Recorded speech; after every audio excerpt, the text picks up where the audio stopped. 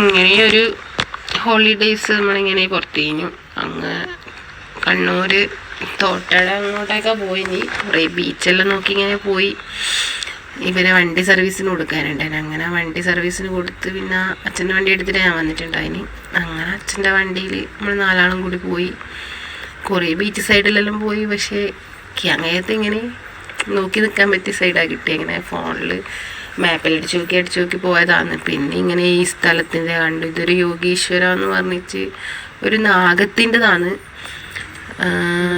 ഈ ഒരു കാടിൻ്റെ ഉള്ളിൽ ഒരു ചെറിയൊരു ക്ഷേത്രം എന്ന് പറയാം, ഒരു ചെറിയൊരിത് ഒരു നാഗത്തിൻ്റെ. അങ്ങനെ നമ്മൾ നടന്ന് പോയി ഉള്ളിലേക്ക്.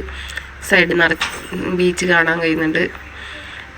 അങ്ങനെ അവിടുത്തെ ഐതിഹ്യം എന്ന് പറഞ്ഞാൽ ഇവിടെ ഒരുപാട് വിളക്കുണ്ട്. ആ വിളക്ക് ഏതെങ്കിലും ആരെങ്കിലും എടുക്കാൻ നോക്കിയാൽ പാമ്പുകൾ വരും, നാഗം വരും. അത് എടുക്കാൻ ഒരിക്കലും കഴിയില്ല. അങ്ങനെയല്ലാന്ന് ഇത് ഐതിഹ്യം എന്ന് പറയുന്നത്. ഞാൻ കേട്ടത് അങ്ങനെയാണ്, ശരിയായതായിട്ട് എനിക്കറിയില്ല.